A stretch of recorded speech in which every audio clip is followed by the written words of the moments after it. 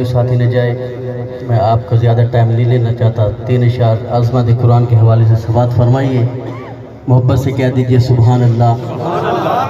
شاعر لکھتے ہیں کہ دو جہاں کے شہنشاہ کا پیارا پیارا ہے کلام. جو پڑھے قرآن اس کا ہے بڑا اونچا مقام. دو جہاں کے شہنشاہ کا پیارا پیارا ہے کلام. جو پڑھے قرآن اس کا ہے بڑا اونچا مقام. دو جہاں کے شہنشاہ کا پیارا پیارا ہے کلام. جو پڑھے قرآن اس کا ہے بڑا اونچا مقام. ہے سمندر اس کے اندر آپ رحمت بے بہا. ہے سمندر اس کے اندر آپ رحمت بے بہا. اس میں ہے نایاب گوہر جا بجا بے انتہا. کر نظر ہر ورق پر موتی چمکتے ہیں تمام. جو پڑھے قرآن اس کا ہے بڑا اونچا مقام. اور جس کا بچہ اس جہاں میں حافظ قرآن ہے. سبحان اللہ.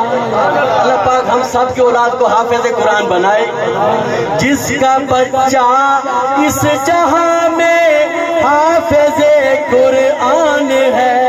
حافظ قرآن کا ماں باپ عالی شان ہے. ان کی خاطر ہو رہا ہے شہنشاہی التزام. جو پڑھے قرآن اس کا ہے بڑا اونچا مقام.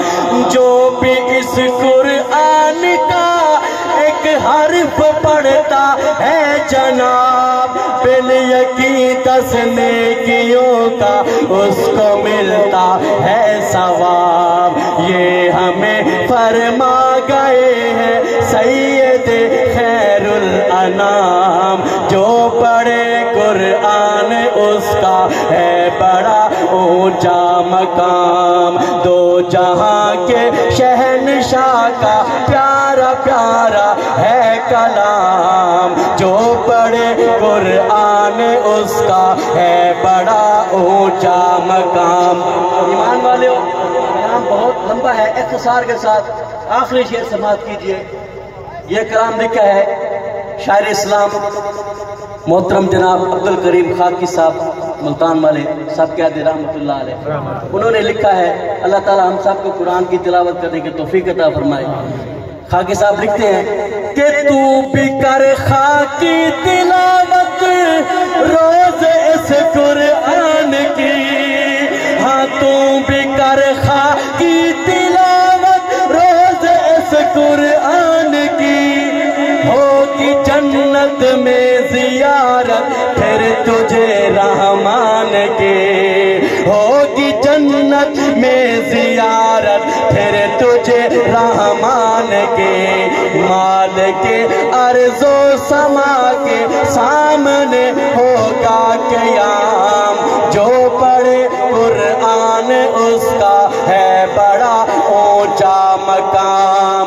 دو جہاں کے شہنشاہ کا پیار